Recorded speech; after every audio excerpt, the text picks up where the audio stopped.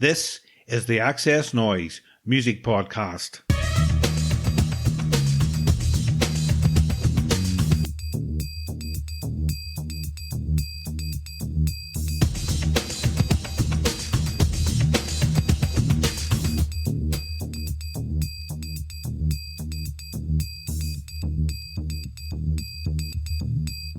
Hi everyone, welcome to episode 60 of the XS Noize Podcast. I'm Mark Millar. Thanks for listening. In this episode, I talked to the Slow Show frontman Rob Goodwin about their fourth studio album, Still Life. If you missed last week's episode, I spoke with Keith Murray and Chris Kane from US indie band We Are Scientists. So check it out, and if you like the podcast, it would be amazing if you can subscribe and share it with your friends. If you want up-to-date music news, album reviews and interviews, then check out our main website at xsnoize.com. You can also follow us on Twitter, Facebook and Instagram. Search for the tag at XS Noize Music. Here's XS Noize writer Daniel Lynch with a taste of what's been on the website this week.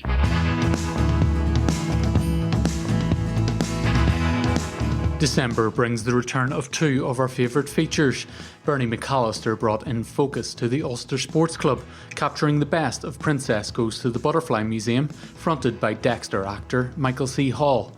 And, inspired by the release of the Get Back documentary, Sean Crossy shares a listen to George Harrison's All Things Must Pass album for On the Turntable. Gig tickets make a great Christmas present, and Rage Against the Machine have been confirmed for several festivals next year.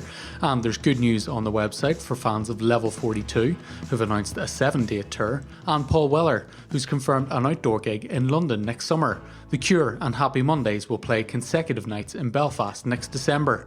Finally, Aaron Kavanagh caught up with Riva to chat about her new EP, Begin Again. Read the full interview at xsnoize.com. The Slow Show will release their fourth studio album, their first for 3 years, entitled Still Life, on 4th of February. The four-piece, who first formed in Manchester, will support the release with a European tour in February and March 2022. I caught up with the Slow Show frontman, Rob Goodwin, to talk about making Still Life, their upcoming tour, and much more. So sit back, relax, and enjoy the XS Noize Podcast with Rob Goodwin. So let's go. So hi Rob, welcome to the XS Noize Podcast. Lovely to be here. Thanks for having me. Now we'll start off with the usual question. Going back to the start, can you remember the first band or artist that made you pay attention to music? Those artists would have been artists I heard through my parents, really. So I feel really lucky in hindsight, looking back. My dad was a big Beatles fan, and he loved folk artists like James Taylor. And my mum was a big Motown fan, and she liked popular music. And so I got a really nice mix. We used to go on holidays when I was young in the UK, and the beat, it seemed like they probably weren't so long, but at the time they seemed like huge drives. We'd go to Scotland or the Lake Districts, and we'd listen to records the whole way in the car. So I think it would be someone like James Taylor that really moved me a lot when I was young. And I remember tracks like Fire and Rain and listening in the car when I was probably 6 or 7, and just probably didn't really understand what he was singing about. But I remember being really, flooded with feeling when I heard the song and then I guess my mum would be playing Joni Mitchell at the same time. So it was feel really lucky to have been exposed to artists like that at such a young age. I think, I just keep going back to that stuff. Like it just gets better. And, as my perspective changes as I grow older, like I relate to the songs in different ways, but I just think they were brilliant. And a track like Fire and Rain, it was just like, it's painfully good, painfully good. The band's from Manchester, which has an amazing musical heritage. So what local bands was inspiring you growing up?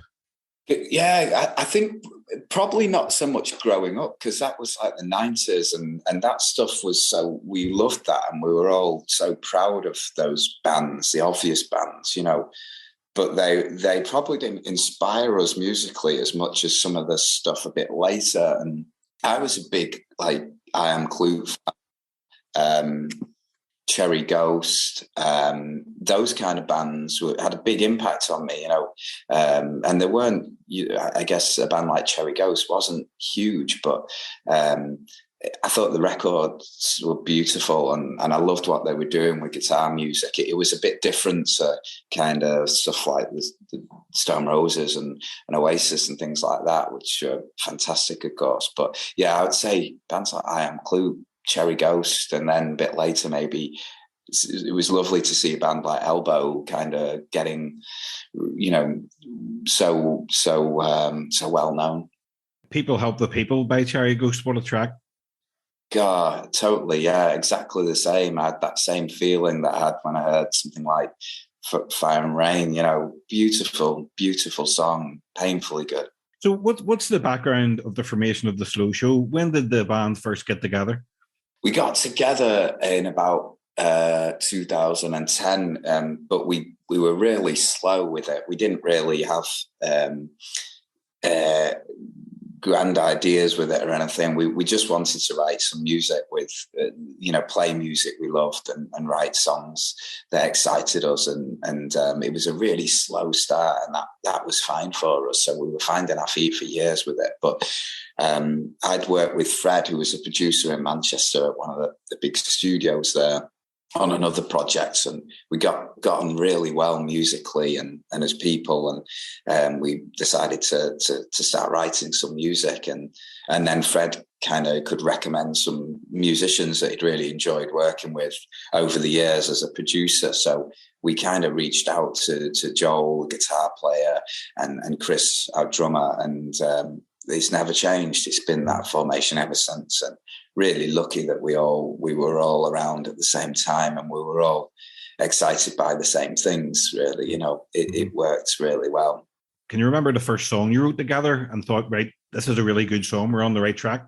Yeah, I don't think we was ever, I guess we're like we're all insecure, and I guess that's quite normal. So there was never, I don't think we ever had that kind of Manchester confidence that, it wasn't like, this is amazing, what we're doing. We just kind of thought, wow, we're kind of excited by this, and wonder if people will like it or how will people relate to it. But we were just kind of busy enjoying ourselves with it, really, and getting excited by things. And I think because we were also influenced by such different things. Chris was from but he was into the Manchester scene, but before that he grew up in like brass bands playing percussion. Joel was from like a jazz background, and he'd studied jazz guitar for years, and he was doing something new, coming into more of a pop band, and me and Fred were kind of into the similar things. But the most exciting thing was just what should we do with this? What sort of music would we like to make? We did a cover, I think the first time we ever met, because we weren't really sure what to do. We just thought, is it going to work? And we covered Jesus Etc. by Wilco, and I remember it kind of went well, and the song sounded pretty nice, and so it was a good feeling, Well, the band are about to release your fourth studio album, Still Life, on 4th of February. Did you go into the recording of the album with any preconceived ideas, what kind of songs you wanted to write about, and the sort of the kind of sound you wanted for the album? We did, yeah. I think we were aware that the other records were quite heavy, and they were often described as sort of autumnal records or winter records. And I think with Lust and Learn, the record before our third record, there was hints of sort of light and lighter tracks and perhaps quicker tempos and things. And we really enjoyed playing those live. So I think we were quite excited about the prospects of making a record that would give people something else when we play live. We still wanted it to be full of feeling and to be a serious record, but we wanted it to perhaps have sort of a euphoric aspect that wasn't there in the past. The first track we wrote for the album was a song called Mountbatten, and it starts with a classical piano, and so it's very slow show, but eventually it sort of morphs into this kind of a sort of a euphoric sort of meditation, which we were really interested and excited in. It was something we'd never done before. So I think that movement was a big word. You know, we wanted things to move perhaps a little quicker and be a little bit more dynamic. So we definitely wanted it to be more of a lighter record. Yeah, Mountbatten's a brilliant song. It's an amazing way to start the album. Really, really is. Thank you. The album was recorded remotely over the course of the past year. You recorded your vocals in Germany and the rest of the band in the UK.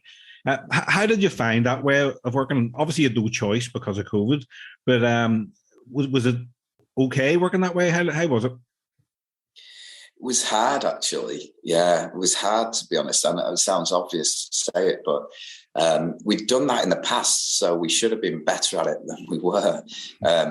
But I think in the past, it had been mixed with spells of being together, and that worked really well. We'd get together, we'd spend 4 days in Manchester, and then we'd go off with our thoughts and our notes, and we'd work on it, and then we'd come back together. And those, I don't think we realised how important those times were when we were together, and the absence of that absolute isolation was kind of, well, it was difficult, like it was for so many people, you know, in different jobs and around the world. It was difficult, so we had to get used to that, and even just the practicalities of it. I'm not technical. I'm not.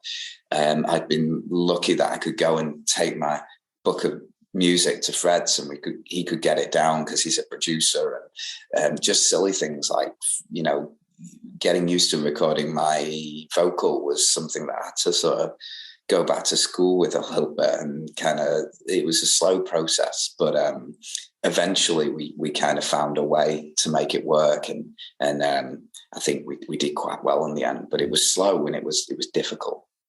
Did you have to record your vocal at home? Yeah, so it was all done in here in my living room, you know, and there's kind of, it's a busy street I live on. And so there'll definitely be bits of, so you can hear the dustbin men in the background, I'm sure, at times, and the noisy neighbours. But so I guess, you know, life's in the record all over the place. There's kind of the guys with children in the band, you can hear sort of cries here and there, and different things. So I think it had to work around life happening at the same time. And did inspiration for the songs come easily to you? Obviously, you had a lot more time in your hands. You know, how do you get inspired? I mean, can you be walking down the street and an idea comes, or do you see something on TV? And where do you get your inspiration from? Yeah, it's interesting because I thought, you know, it seemed like it would be a good time creatively for a lot of people, but I think the absence of like normality, real life, was difficult at first, because all our songs are stories, really. They're all about people or feelings or things we've seen, things we've done, things we've experienced, things, you know, relationships and real life. So that was different at first, but we called the record Still Life because that's what happened, really. Life stood still, and we didn't want to make a sort of lockdown record by any means, but it was impossible to escape the sort of reality and the situation we were in, which was that life very much stood still. And that was an interesting creatively. But it was nice in a way, you know. I think life standing still, everything slowed down so much. And I spent a lot of time in nature and here, just walking in the city or in the parks. And I realized that kind of sometimes slowing things, you see more when things slow down. So in the past, life had been much quicker. And I found that when things really slowed down, that you actually started seeing more. And I sort of found inspiration in that, in just the perspective and having a better view on things was quite inspiring, actually. So simple things. You recently shared the track Blinking. It's another fantastic track from the album. So who's singing with you on the album? And is it the same person that sings in some of the other tracks? Yeah, actually, it isn't. A lot of people have asked that now, but that's a real kind of still life moment where Joel was recording his guitar parts and producing that. Joel was very much involved with the production on this record, and he was at home, and we needed a female vocal line, a sort of call response moment. And of course, we couldn't contact anybody that we'd worked with in the past. It was impossible just to get people together. So Joel asked his wife, Claire, just to quickly sing something, and he sent it to us, and we said, "That's great. Who's that?" And he said, "Oh, it was Claire. Just asked her to pop in and record something quickly." And it stayed the same. So she just thought she was, quickly putting the guide down that we replaced with someone else, but we've kept it, and I don't think we ever asked her permission. So no, I think she's happy about it. And but it was our fortuitous moment, really. It was lovely, and it's nice that it's Joel's wife, Claire. She's great. So it's sort of nice holistic thing there. Yeah, she sounds great. Yeah, she's great. She's really good. And again, we wouldn't have had that opportunity if we weren't all stuck inside. So it was really nice that she really helped out with that track, and she sounds beautiful. I'm really happy that she's on the record. So we'll probably ask her a little bit more in the future. So many great tracks on the album, but Rare Bird is probably my favourite track from the album. What can you tell me about the genesis of that song? Yeah, that started slightly differently. Fred came up with this, found or recorded a sample of this sort of synthetic female vocal, and he had this beautiful classical piano sort of introduction, and he sent me that and said, would be interested in working on it. And I immediately was. It was so sort of thought-provoking and evocative, and thought it was such a strong piece of music that he sent across.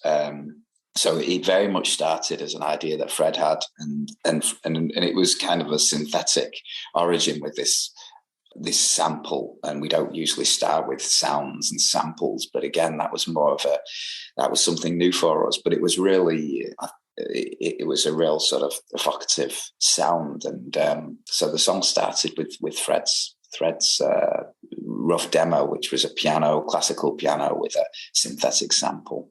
No, it's a great track. But when you're writing songs and when you're recording, do you always need a starting point? Do you need a bit of music to inspire you from the band first, or would you just come up with lyrics or by yourself? Yeah, it's always different with us, but it can be anything. It can be a sound on a sample sound. It can be an instrument. It can be, a story.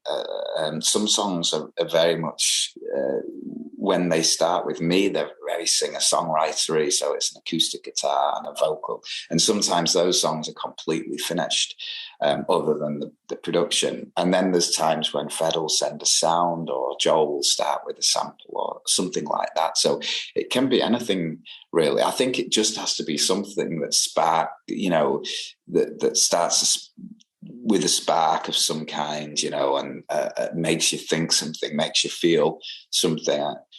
I think we're always talking about feeling with our band, and it's kind of like it has to make you feel something, and whatever it is, if it kind of provokes a feeling and it's done a job, and then you're off, and so it can come from anywhere, really. Which track from the album do you feel most connected to, and why? I think Mountbatten, personally, for me, is probably because it was the first track.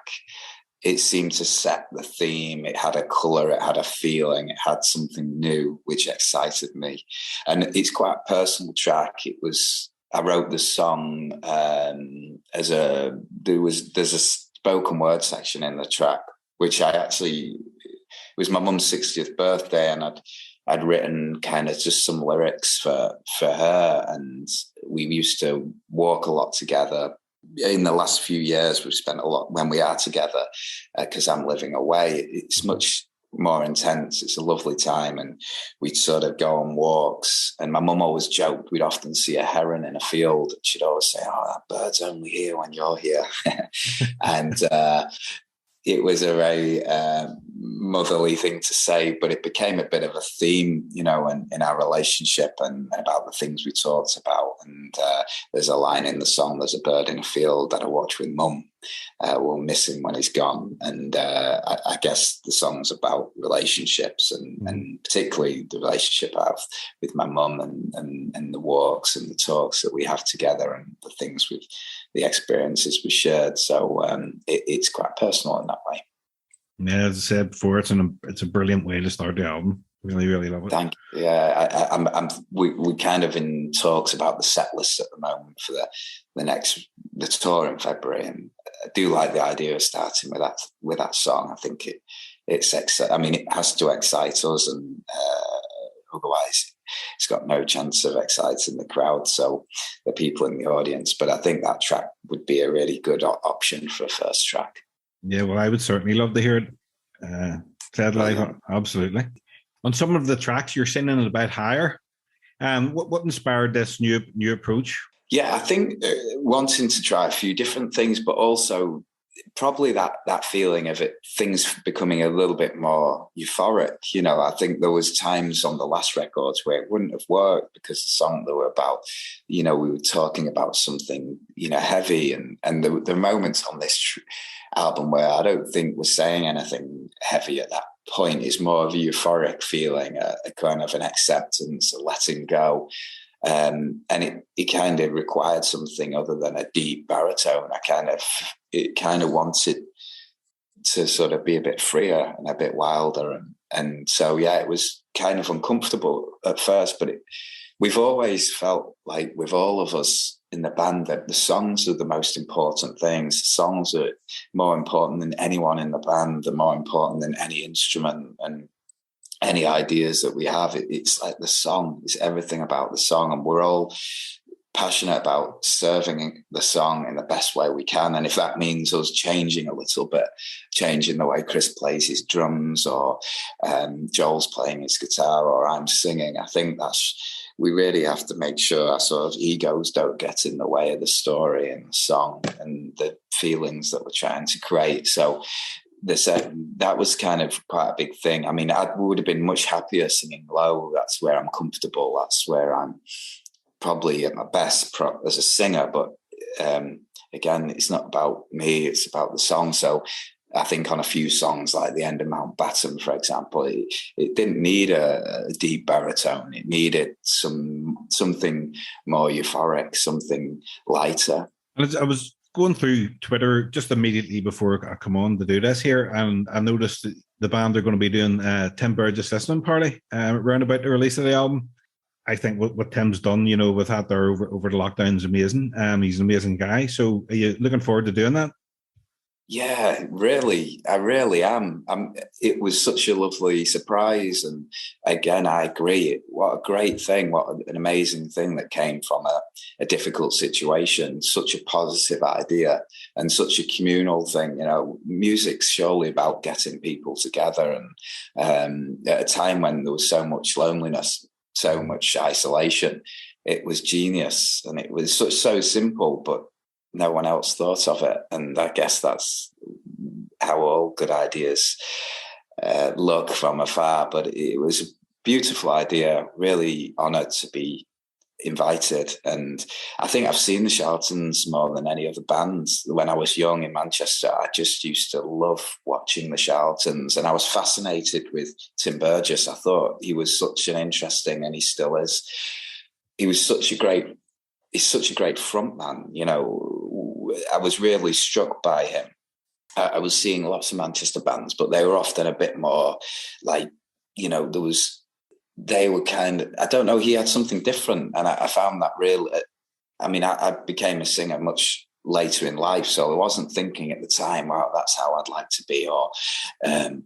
But I remember being really struck by him as a frontman, and that he had something different to all the other frontmen and front people in bands. There was something kind of special about the way he was on stage, and he wasn't so masculine, I guess, as some of the other singers that I was watching. And I found that really exciting.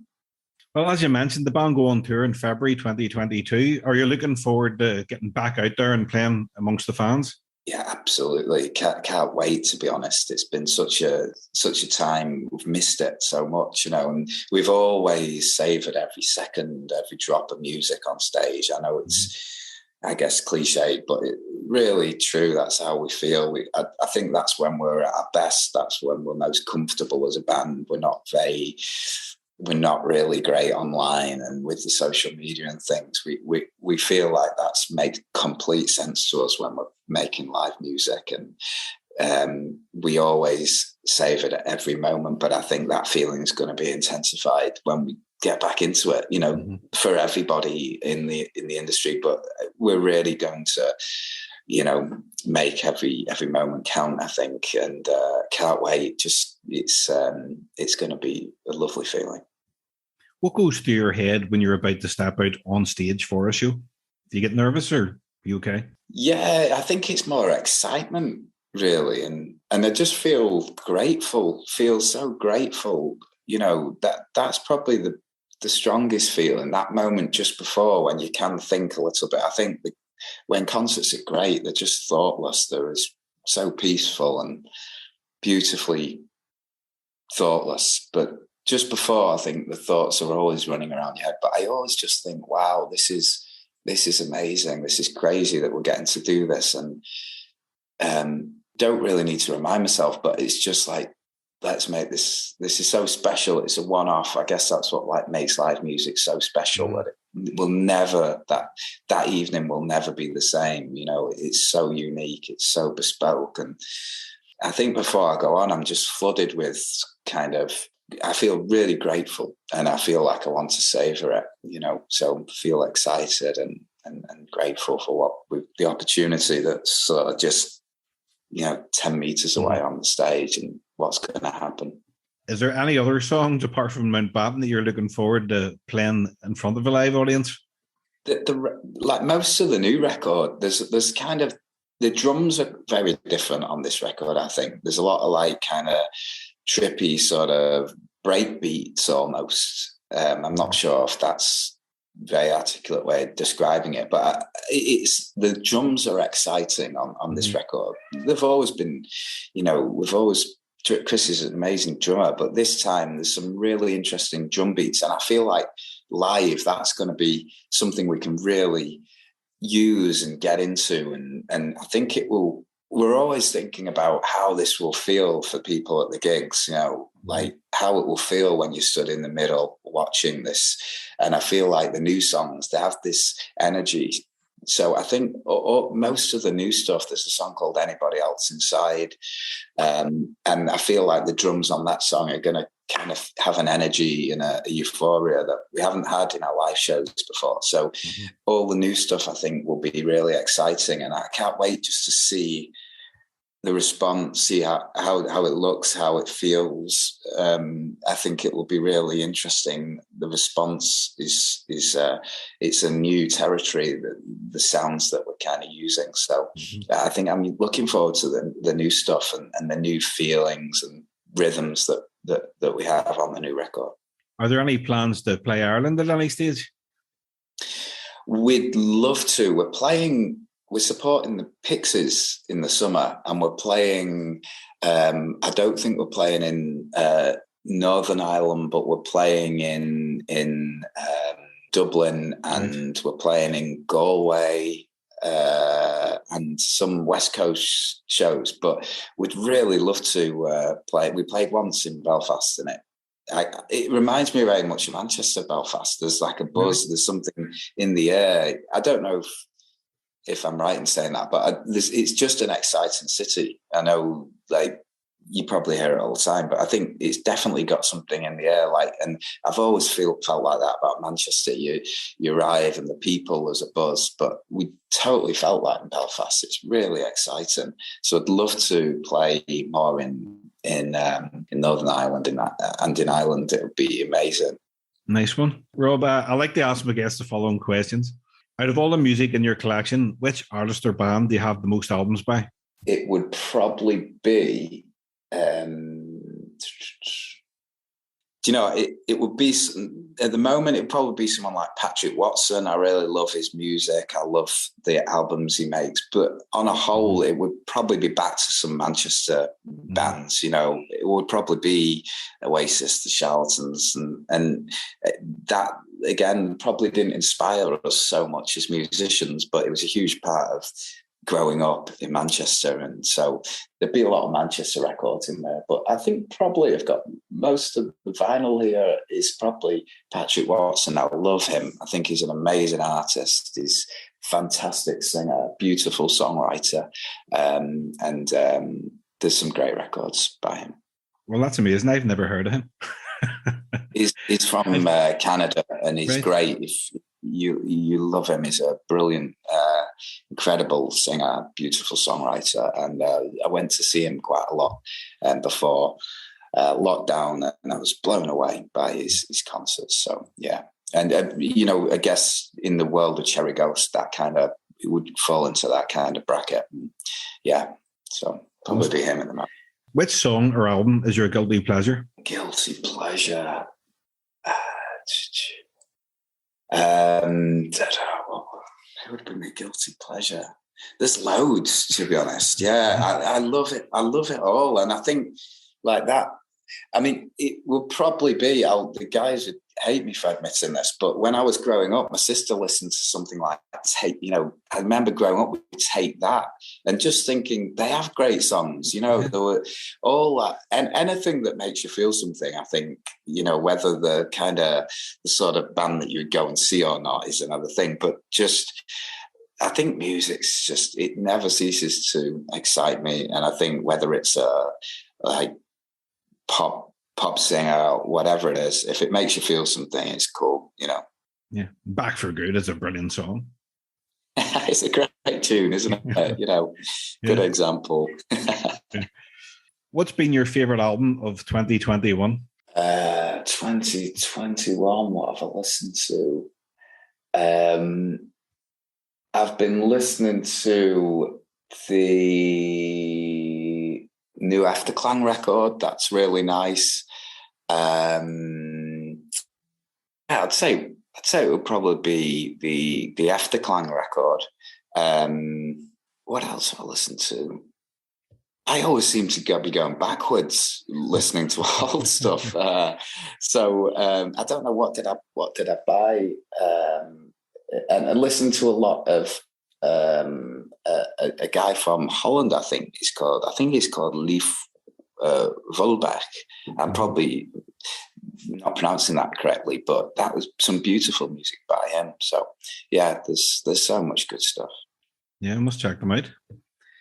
Well, Rob, that's my questions finished. The album is absolutely amazing. I wish you all the best of luck with it when it comes out. I don't think I need to give you any luck because it is fantastic. Really, really enjoying it. Thanks so much. Really kind of you to say so. And it means a lot. Not many people have heard it. So it's a lovely feeling to think that you like it.